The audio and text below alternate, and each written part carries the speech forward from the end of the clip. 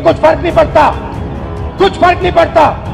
आप में कुछ दम नहीं है, आप में कुछ दम नहीं है। बोलो जितना बोलना है, कुछ नहीं होगा। मीडिया में आपका कोई मालिक नहीं, सीनियर मैनेजमेंट में बड़े पत्रकारों में आपका एक आदमी नहीं। राम मंदिर का आपने इनॉग्रेशन देखा, देखा, सबने देखा। मुझे बताओ, उसमें आपको अदानी दिखा? दिखा? उसका चेहरा देखा? अंबानी का चेहरा देखा? अमिताभ बच्चन का देखा? ऐश्वर्या राय का देखा? कोहली का देखा? किसी किसान का देखा? किसी मजदूर का देखा? किसी गरीब का देखा? कुछ फर्क नहीं पड़ता, कुछ फर्क नहीं पड़ता। आप में कुछ दम नहीं है, आप में कुछ दम नहीं है। बोलो जितना बोलना है, कुछ नहीं होगा। तुम लोग सो गए हो, 73% में दम नहीं है।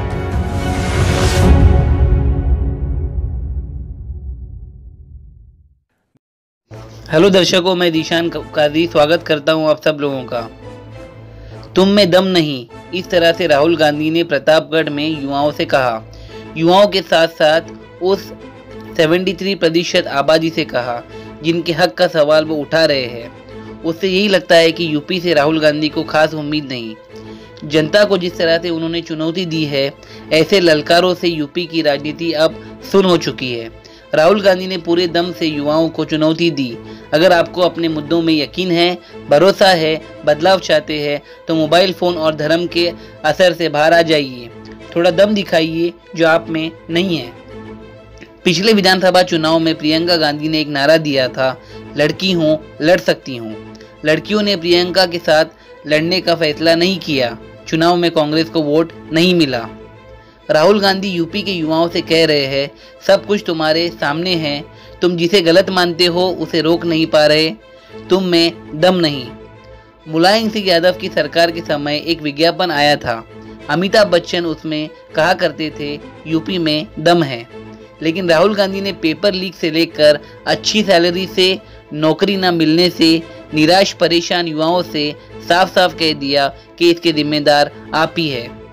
इसे बदलने का दम आप में नहीं है। आपने इसका विरोध ठीक से कभी किया ही नहीं। कुछ फर्क नहीं पड़ता, कुछ फर्क नहीं पड़ता। आप में कुछ दम नहीं है, आप में कुछ दम नहीं है। बोलो जितना बोलना है, कुछ नहीं होगा। अरे भाई सुन लो, समझ लो, समझ लो, समझ लो। आपके दिमाग में बात बैठ नहीं रही है। आप जितना चिल्लाना चाहते हो चिल्ला लो, जितना आप कहना चाहते हो अग्निवीर नहीं होगा, चिल्ला लो, कुछ फर्क नहीं पड़ने वाला। आप में दम नहीं है, आप में दम नहीं है। अग्निवीर होगा, अग्निवीर होगा। क्यों? क्योंकि अदानी चाहता है इसलिए अग्निवीर होगा, मोदी चाहता है इसलिए अग्निवीर होगा। कैसे? वो क्या दम नहीं है आप में? कैसे नहीं होने देगा? हो रहा है।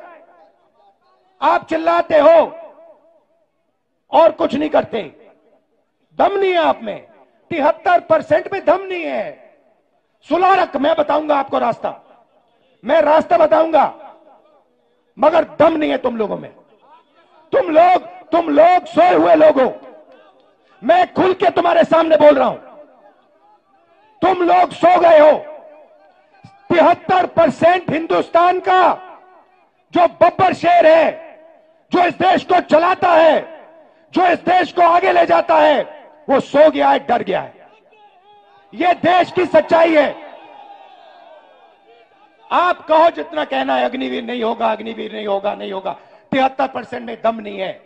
होगा? कैसे नहीं होगा? अदानी ने डिसाइड किया होगा, होगा। नरेंद्र मोदी ने डिसाइड किया होगा, होगा।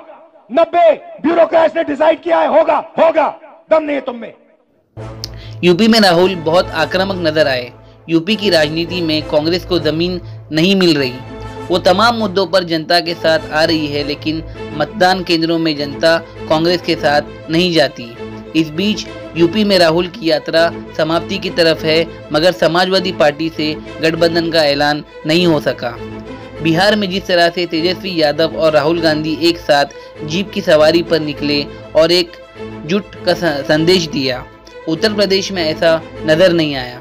समाजवादी पार्टी के गठबंधन नहीं होने की खबरें भी आती रही। क्या राहुल गांधी अब अपने दम पर उत्तर प्रदेश में जमीन बनाने की कोशिश करेंगे? समय अब नहीं है। उत्तर प्रदेश में उनकी राजनीतिक गतिविधियां भी इस तरह के इशारे नहीं करती। विधानसभा चुनाव के बाद से ऐसे कुछ भी नजर नहीं आया जिसे लेकर कहा जा सके कि कांग्रेस उत्तर प्रदेश में प्रयास कर रही है। और इस यात्रा से क्या कांग्रेस इतना आत्मविश्वास बटोर सकी है कि वो लोकसभा चुनाव में वो अकेली उतरने में जोखिम उठाएगी? तब सवाल उठता है कि लड़ने लायक असली उम्मीदवार कहां से लाएगी? उत्तर प्रदेश में जब भी भर्ती और परीक्षा में धांधली का सवाल आया, राहुल गांधी ने लगातार बोला तो अखिलेश यादव ने भी, लेकिन लगता है कि राहुल गांधी को अभी युवाओं का भरोसा अभी नहीं मिला। फिर भी इस यात्रा के दौरान बहुत सारे युवा अपनी परेशानी को लेकर उनसे मिलने पहुंचे। राहुल ने उनकी बातें सुनी। राहुल समझ रहे हैं कि समस्या कहां है, इसलिए वे युवाओं तक पहुंचने के लिए लगातार आक्रामक होते जा रहे हैं। मगर क्या उनका ये तरीका यूपी के युवाओं को झंझोड़ पाएगा? आज का युवा नशे में, मैंने वहां देखा, बनारस में देखा, सड़क पे देखा, नहीं तो अगर शराब नहीं पी रहा तो फिर इस मोबाइल फोन पे 7-8 घंटा भैया वीडियो देखता रहता है, एक दूसरे को भेजता रहता है। भाई अंबानी का बेटा वीडियो नहीं देखता, अदानी का बेटा वीडियो नहीं देखता, अदानी का बेटा धन गिनता है। आप लोग वीडियो देखते हो। अब हिंदुस्तान के क्रिकेट को चला रहा है, उसने भैया क्रिकेट शॉट मारी कभी जिंदगी में? उसको बैट पकड़ना नहीं आता, वो क्रिकेट चला रहा है। यह सच्चाई है। तो मैंने कहा कि देखिए, क्रांतिकारी कदम सबकी गिनती करनी है। इस देश में गरीब जनरल कास्ट के कितने लोग हैं, उनके हाथों में कितना धन है, इस देश में पिछड़े लोग कितने हैं, कौन सी जात है, उनके पास कितना धन है, आदिवासियों के पास कितना धन है, दलितों के पास कितना धन है, मतलब जाति जनगणना। अगर ऐसा है तो राहुल गांधी को और साफ साफ बोलना चाहिए कि व्हाट्सएप पे क्या आता है, कौन भेजता है, कैसे युवाओं के दिमाग पर उसका असर होता है, कैसे झूठ सच सत्य के ऊपर छा जाता है। इस तरह से नहीं मिलने के कारण कई लोगों को लगा कि राहुल गांधी युवाओं को उपदेश दे रहे हैं, राजनीतिक बात नहीं कर रहे हैं, केवल यही कह रहे हैं कि मोबाइल का इस्तेमाल कम करो। राहुल गांधी ने मोबाइल कल्चर पर अचानक हमला नहीं किया होगा। उन्हें पता होगा किसी मोबाइल फोन के जरिए 2014 के बाद भारत की राजनीति में व्हाट्सएप कल्चर आया। झूठ नशा बनकर घर घर में ओहिल गया, फैल गया। 11 फरवरी 2021 का भाषण आपको सुनना चाहिए। ये भाषण अमित शाह का है। कोलकाता में आईटी सेल के कार्यकर्ताओं के बीच अमित शाह बोल रहे थे। Uttar Pradesh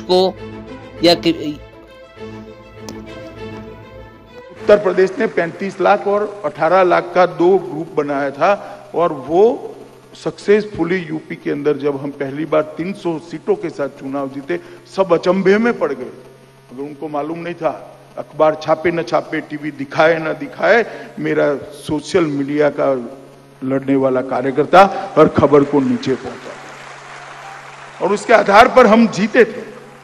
caricature, cartoon, animation video, हंसाने वाली चीजें, थोड़ी डराने वाली भी चीजें, ये सभी इकट्ठा कर अंदर डालनी चाहिए। उत्तर प्रदेश हो या कभी भी मोबाइल फोन पर व्हाट्सएप का जाल बिछाने और वीडियो कंटेंट फैलाने में बीजेपी सबसे आगे निकल चुकी है। जिस तरह के वीडियो कंटेंट बीजेपी के नेताओं के चल रहे होते हैं, कांग्रेस के किसी नेता के शायद ही नजर आते हैं। इंस्टाग्राम पर जब भी जाइए, जब बीजेपी नेता या समर्थक का वीडियो तैरता मिलेगा। यूपी में जो भी नेता बनना चाहता है या नेता बन चुका है, धार्मिक संगीत लगाकर अपना वीडियो बनवा रहा है। धार्मिक संगीत उत्तर प्रदेश की राजनीति का बैकग्राउंड म्यूजिक हो गया है। इसके बिना आपको कोई भी नेता किसी भी वीडियो में चलता फिरता दिखाई नहीं देगा। वो स्लो मोशन में भजन की धुन पर इस तरह चलता है जैसे विधायक नहीं, देवलोक से कोई देवता आ रहे हो। क्या जाति की प्रतिनिधित्व के सवाल से राहुल गांधी राजनीति में धर्म के वर्चस्व को तोड़ पाएंगे, खासकर उत्तर प्रदेश में? कांग्रेस के लिए मुद्दा नया है। अब इस मुद्दे के सहारे विश्वास बनाने में समय लग सकता है। इससे पहले कांग्रेस ने जाति के इस तरह के सवालों को लेकर कभी अपना अभियान नहीं चलाया। यूपी की राजनीतिक संस्कृति बाकी राज्यों से बहुत अलग नहीं है, मगर कुछ तो फर्क है। एक ऐसे दौर में जहां हर तरह का अधर्म करने वाला नेता धार्मिक लबादा और चला है, मान्यता पचाल रहा है। राहुल गांधी पैंट शर्ट में युवाओं से कह रहे हैं जो दिखाया जा रहा है, जिधर ध्यान भटकाया जा रहा है, कम से कम उसे तो समझो और देखो। कुल मिलाकर यूपी के सभाओं में राहुल वोट मांगने वाले नेता नहीं लगे, वोटर को सुधारने वाले वक्ता नजर आए।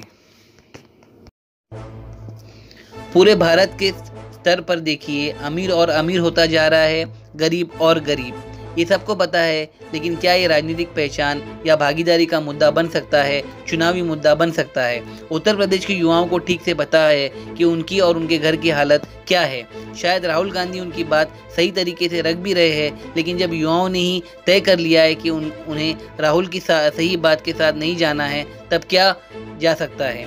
युवाओं के लिए सही बात कुछ और है। राहुल गांधी ने सोचा होगा कि पेड़ को झंझोर देने से पत्ते गिर जाएंगे।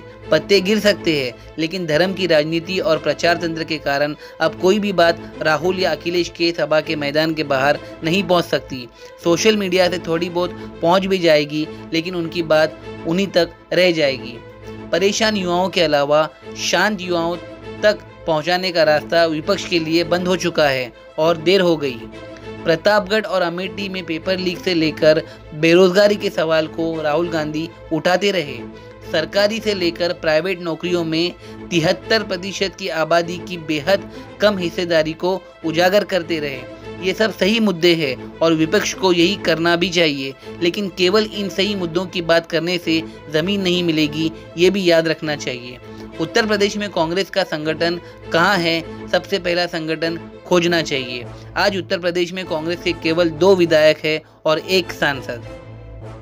यूपी में राहुल गांधी की न्याय यात्रा 28 फरवरी तक होनी थी, लेकिन अब 21 फरवरी तक ही रहेगी। चंदौली, वाराणसी, भदोही, प्रतापगढ़, प्रयागराज, अमेठी के बाद रायबरेली तक ये यात्रा यूपी में रहेगी। यूपी की राजनीति की धारा बदल चुकी है। बहुजन समाज पार्टी और समाजवादी पार्टियों के सरकारों के लंबे दौर के बाद यूपी में भाजपा का दौर चल रहा है। भाजपा अपनी राजनीति के प्रति इतना आश्वस्त है कि वो जाति के गणना के सवाल पर विचलित नजर नहीं आती। इसी बीच जब से जाति की जनगणना को लेकर राहुल गांधी मुखर हुए हैं, यूपी की जमीन पर उनका इस तरह से सघन दौरा नहीं हुआ। कायदे से इस सवाल को लेकर उन्होंने यूपी में ही तपना चाहिए था, चलना चाहिए था। न्याय यात्रा के दौरान वे जिस तरह से जाति की जनगणना का सवाल उठा रहे हैं, वो तभी जनता तक पहुंचेगा जब टीवी दिखाएगा, अखबारों में खबरें पहुंचेगी। अभी तक राहुल गांधी और उनकी टीम ने उत्तर प्रदेश के अखबारों को पढ़ लिया होगा। उम्मीद है यात्रा से संबंधित खबरें उन्हें कहीं नजर आई होगी, सिंगल कॉलम में दिख गई होंगी। 48 दिनों से राहुल गांधी अपने न्याय यात्रा पर है। केंद्र में आने पर आरक्षण की सीमा बढ़ाने और एमएसपी की गारंटी का वादा कर चुके हैं। आरक्षण की सीमा को बढ़ाने की बात को मीडिया ने नजरअंदाज कर दिया। जिस आरक्षण पर राजनीति बार बार गर्मा जाती है, राहुल के इस ऐलान को नोटिस तक नहीं लिया गया। मीडिया वाले कुछ भी कर ले, कोई भी कुछ कर ले, इस तूफान को नहीं रोका जा सकता। ये आज नहीं तो कल 73% जग जाएगा। वो आस्ते आस्ते जगेगा। जब वो जगेगा, जब उसको सच्ची चोरी समझ आएगी, तब इस देश में क्रांति शुरू हो जाएगी, तूफान आ जाएगा। जाति की गणना के सवाल को लेकर राहुल गांधी छत्तीसगढ़ भी गए, मध्य प्रदेश भी गए और राजस्थान भी। तीनों जगह कांग्रेस हार गई। इसके बाद भी राहुल गांधी इस सवाल को लेकर न्याय यात्रा पर निकले हैं। जाहिर है राजनीतिक तौर पर इस मुद्दे के प्रति उनका यकीन गहरा हुआ होगा, इसलिए वे जाति की जनगणना की बात लगातार करते जा रहे हैं। हार के बाद भी इस मुद्दे के प्रति उनकी गंभीरता का पता चल रहा है। लेकिन ध्यान से देखिए तो विपक्ष के बाकी दल उस तरह से बात नहीं करते, वे जाति के गणना के समर्थक है।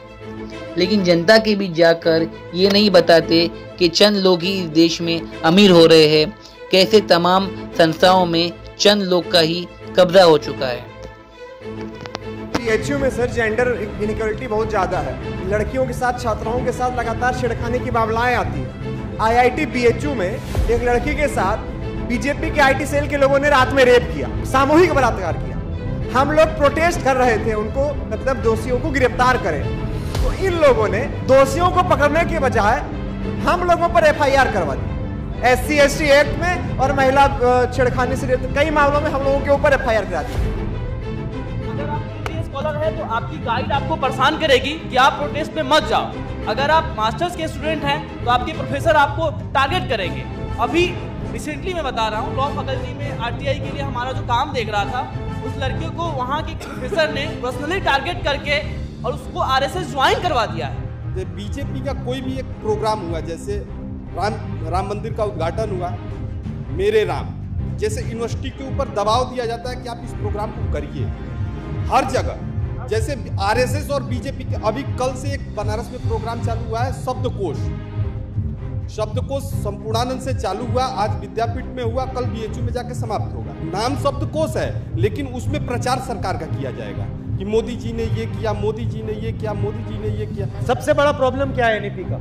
एनईपी की रियल प्रॉब्लम ये है कि दैट सिस्टम इज टोटली वो बाहर से इंपोर्ट किया गया है, और हमारे यहाँ ना तो इंफ्रास्ट्रक्चर है वैसा, ना ही हमारे स्टूडेंट्स की वो डिमांड है, ना ही टीचर्स उस तरह से ट्रेंड हैं कि उस तरह के एक क्रेडिट सिस्टम से पढ़ाने के लिए। और एनईपी पूरी तरह से ये यहाँ का सिस्टम है ही नहीं जो यहाँ रिसर्च करके यहाँ पे लाया गया हो, ये बस बेसिकली बाहर से लाके लाद दिया गया टेक्निकली, इसलिए ये बिल्कुल यहाँ पे कभी भी सफल।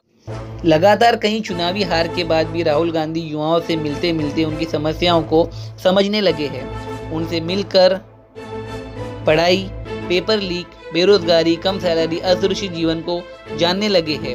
अगर ये होमवर्क है तो इन्होंने ये होमवर्क ठीक से कर लिया है। लेकिन क्या राहुल गांधी युवाओं की वैचारिक जरूरतों को भी समझ रहे हैं?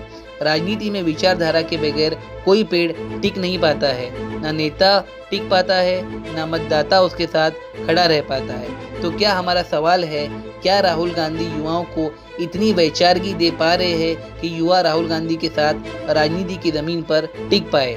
राहुल गांधी ने प्रतापगढ़ में बहुत गहराई और विस्तार से बताया कि हर स्तर पर भेदभाव हो रहा है। उन्हें क्वालिटी की पढ़ाई नहीं मिल रही है, क्वालिटी की नौकरी नहीं मिल रही। इन सवालों को राहुल गांधी आबादी के बड़े हिस्से प्रतिनिधियों के सवाल से जोड़ देते हैं। बताते हैं कि बिछड़े आदिवासी और गरीब अपर कास्ट की कहीं कोई सुनवाई नहीं है, नुमाइंदगी नहीं है। 10 लाख रुपए हमने प्राइवेट यूनिवर्सिटी और कॉलेजेस को दिया है। हमने सोचा था, ये झंडा हटाइए, हमने सोचा था कि ये जो हमने 5-6 लाख रुपए प्राइवेट कॉलेज और यूनिवर्सिटी में डाला, इससे हमें एक डिग्री मिलेगी और डिग्री से हमें रोजगार मिलेगा। हमने रोजगार पाने के लिए ये शिक्षा ली है। ये कॉलेज की degree, medical degree, legal degree, ये हमने ऐसे नहीं ली, हमने ये रोजगार पाने के लिए ली है। और 5-6 लाख 10 लाख खर्च करने के बाद हमें पता लगता है कि प्राइवेट कॉलेज और यूनिवर्सिटी वालों ने हमारा पैसा ले लिया, एक कागज हमें पकड़ा दिया, और हिंदुस्तान में उस कागज का कोई मतलब नहीं है, क्योंकि उस कागज से हमें रोजगार तो नहीं मिलता। दूसरों ने कहा राहुल जी हम पढ़ते हैं और फिर एग्जाम के दिन पेपर लीक हो जाते हैं और युवाओं के मोबाइल फोन पे हमें दिखते हैं, मोबाइल पे हमें दिखते हैं। मतलब हमने 6-7 लाख रुपए डाले, हमने मेहनत की और किसी चोर ने पेपर चुरा के 100% मार्क ले लिए। यूपी में कोई पहली बार पेपर लीक की घटना नहीं हुई है, ये आरोप लगे हैं। फिर भी जिस समय केंद्र सरकार पेपर लीक करवाने वालों के खिलाफ कड़ी सजा का कानून बनाती है, उस कानून के बाद अगर यूपी में पेपर लीक की घटना हुई या चोरी करने वाले सॉल्वर पकड़े गए, इसका मतलब है इस काम में लगे लोगों को बुलडोजर का भी डर नहीं है। 60,000 से अधिक सिपाही की भर्ती की परीक्षा में 48 लाख युवा बाहर निकले थे, पेपर लीक हो गया। भेष बदलकर परीक्षा देने के आरोप में परीक्षार्थी पेपर लीक होने के आरोप लगा रहे हैं, मगर यूपी सरकार ने अभी स्वीकार नहीं किया है कि पेपर लीक हुआ है। Uttar Pradesh police recruitment act promotion board ने ट्वीट किया है, प्रारंभिक जांच में पाया गया है कि अराजक तत्वों द्वारा टेलीग्राम की एडिट की सुविधा का प्रयोग कर सोशल मीडिया पर पेपर लीक संबंधित भ्रम फैलाया जा रहा है। बोर्ड एवं उत्तर प्रदेश इन प्रकरणों की निगरानी के साथ इनकी सोर्स की गहन जांच कर रहा है। परीक्षा सुरक्षित एवं सुचारू रूप से जारी है। भाषणों से तो यही लगता है कि राहुल गांधी का नवुदारती नीतियों पर बहुत विश्वास नहीं रहा। जिस तरह से वो जाति के सर्वे को संपत्ति के सर्वे से जोड़ते हैं, उससे साफ है कि वो राजनीति में उन बुनियादी सवालों को उठाने की जिद कर रहे हैं जिस पर अब कोई बात नहीं करना चाहता। और भी खुलकर साफ करना चाहिए, क्या उन नौ उग्रवादी नीतियों के प्रति उनका विश्वास कमज़ोर हुआ है, किस तरह से हुआ है बताना चाहिए। जैसे नरसिम्हा राव सरकार ने शुरू किया, जिसे मनमोहन सिंह जिस पर चलते रहे, जिसके कारण कहा जाता है कि कांग्रेस और बीजेपी की आर्थिक नीतियों में अंतर नहीं रहा। लेकिन यहाँ राहुल गांधी बीजेपी से अलग आर्थिक नीतियों की वकालत भी कर रहे हैं और लकीर भी खींच रहे हैं। जाति जनगणना है। अब उसके बाद मैं आपको रास्ता बता रहा हूं, मैं क्रांतिकारी बात कर रहा हूं स्टेज पे। ये आपको हिंदुस्तान के टेलीविजन पे नहीं दिखेगी, क्योंकि टेलीविजन अदानी का है। पहला कदम होगा जाति जनगणना। उसमें जनरल कास्ट के कितने गरीब हैं, बैकवर्ड कितने हैं, दलित कितने हैं, आदिवासी कितने हैं।